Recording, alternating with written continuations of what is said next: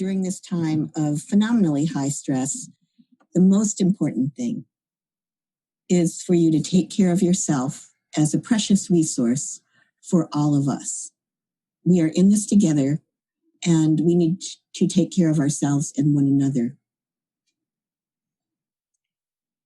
Okay, so for those of you who'd like to meditate, let's do some meditation.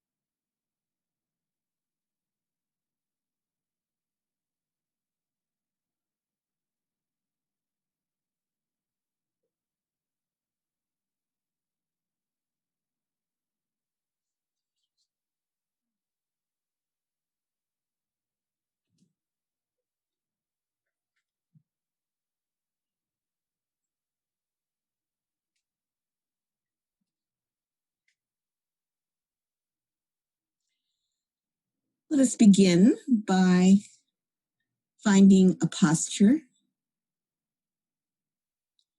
which is going in the direction of being stable, grounded, and as comfortable as possible without inviting sleepiness. If you are sleep deprived, I really invite you to take a nap. If not, you might experiment with your posture to find out even very tiny micro adjustments that promote an inner feeling of alertness.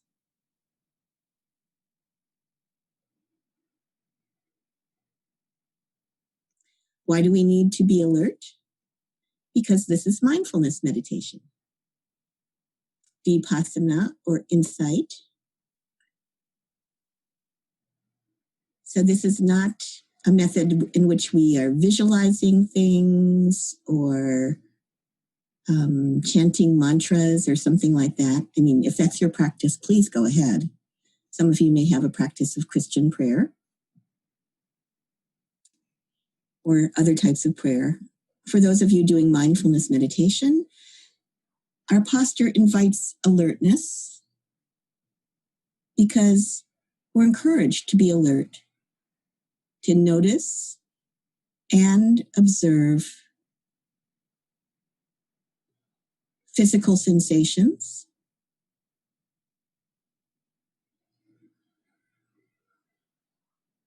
the fact that probably most of us are thinking thoughts. I am.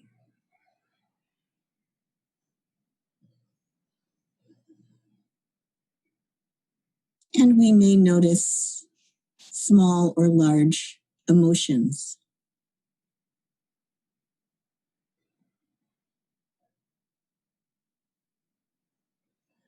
So we alertly notice and observe with the most important thing, kindness.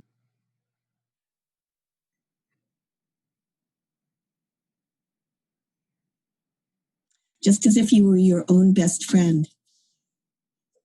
It's like, oh, how wonderful, happiness. Happiness is present. Oh, I'm so sorry. Sadness. Sadness is understandably arising. Oh, I see. Anger is present. So understandable.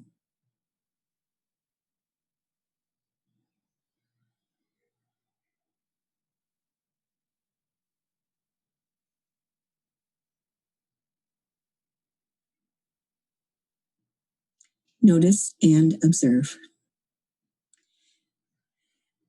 So if we have our posture, you can change if you need to. And I invite you to take a moment, and we don't have ASL interpretation right now. So I'm assuming we're all hearing.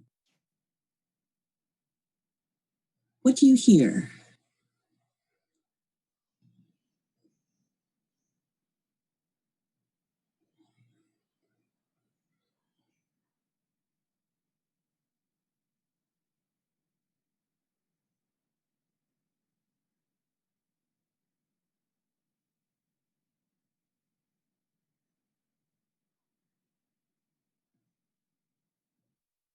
Relaxing, listening.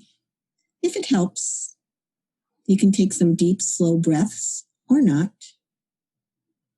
Closing the eyes gently or keeping them open, your choice.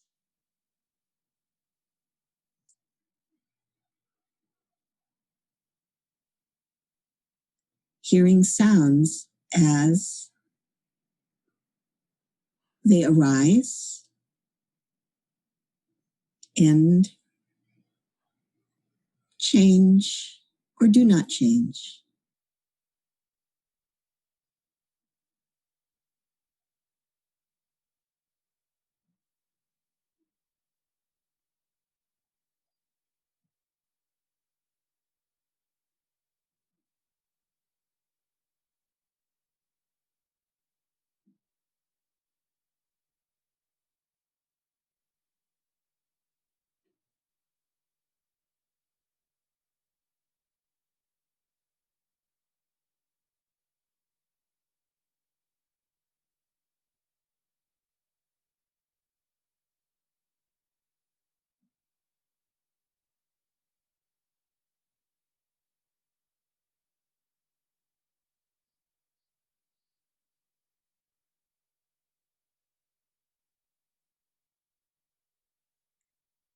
And if awareness of sounds is a good form of mindfulness practice for you, please continue.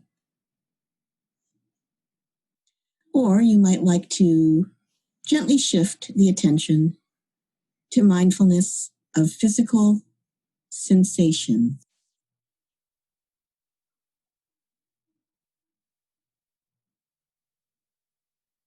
Feel your weight. Feel the contact between parts of your body and the surfaces that they're pressing into or resting on.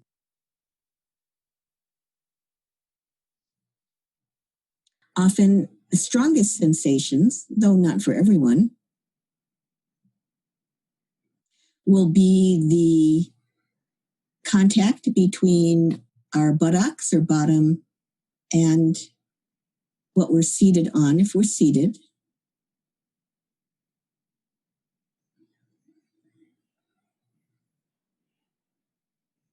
The sensation of contact between the soles of the feet and the floor, if they're on the floor, if we're seated again on a chair. If we're lying down, there's a lot more contact and pressure. It might be our whole back, the backs of our legs, lots to explore and take in. Back of our head.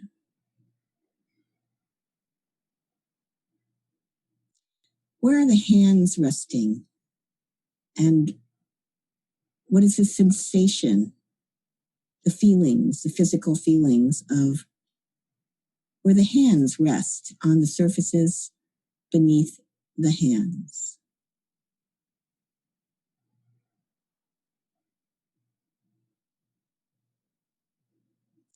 The breath is natural.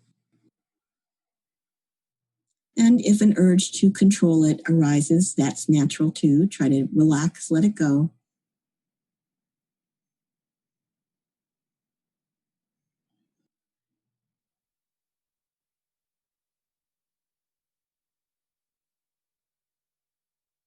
The concentration is going in the direction of being light and continuous. It's not heavy and boring down. A very light touch. And also a kind of flowing, continuous quality to the extent possible.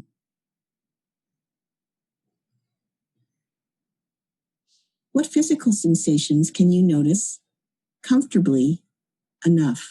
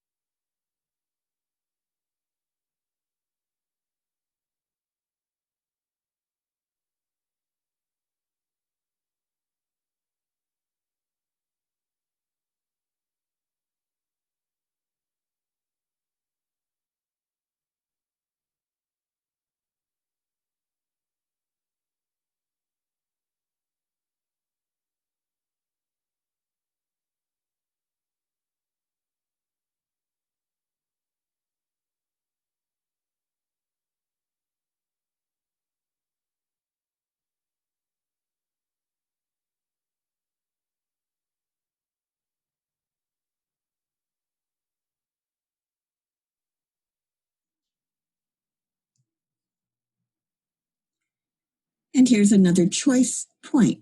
You may have stayed with listening to sounds. You may have shifted to awareness of any physical sensation, including warmth, coolness, tingling.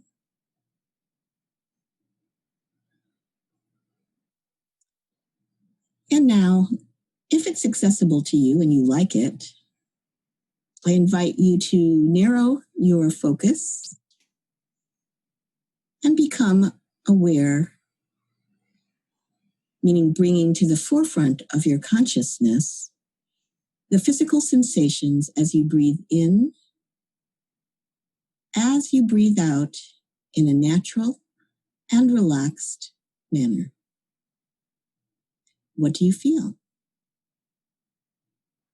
Where do you notice the sensations of the breath? There is no right answer.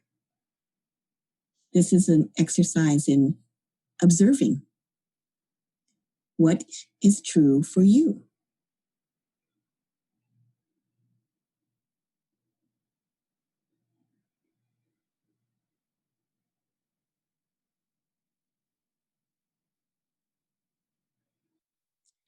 What sensations do you notice as you breathe in and out?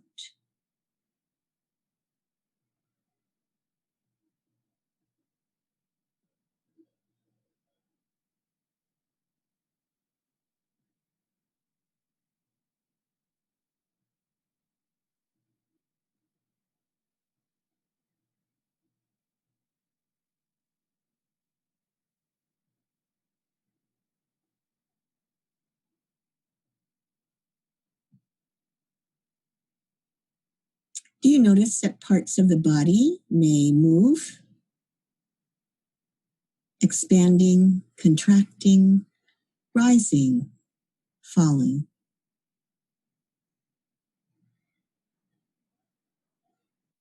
If you don't feel the sensation of the breath, it's not a problem. Many people don't.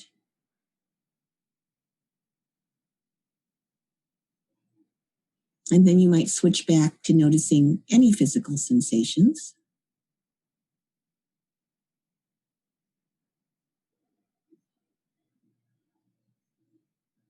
Do what works for you.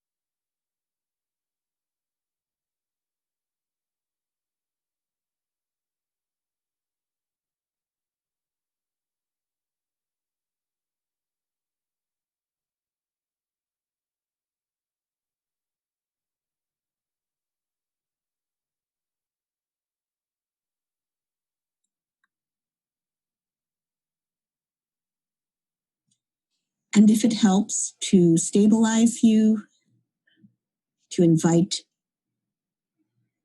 more safety and groundedness, I invite you to make a gesture of self-care. Some people like to place one or two hands on their heart, a hand on the heart, a hand on the belly lightly.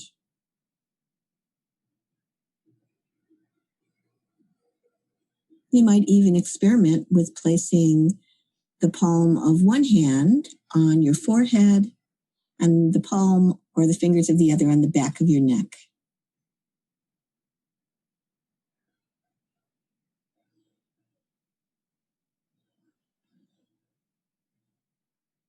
Or your hands against your cheeks.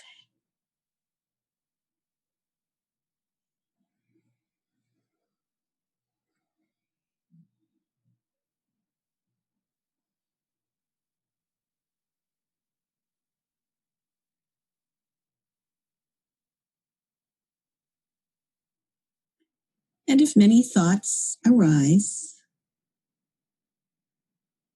and there are many strong emotions, this is completely natural. And recalling that meditation means training the heart-mind.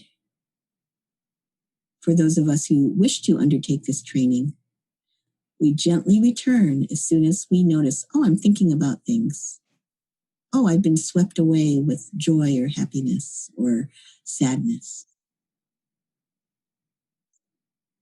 We gently return again and again to basic awareness. It could be sound. It could be any physical sensation. It could be awareness of the physical sensations of the breath.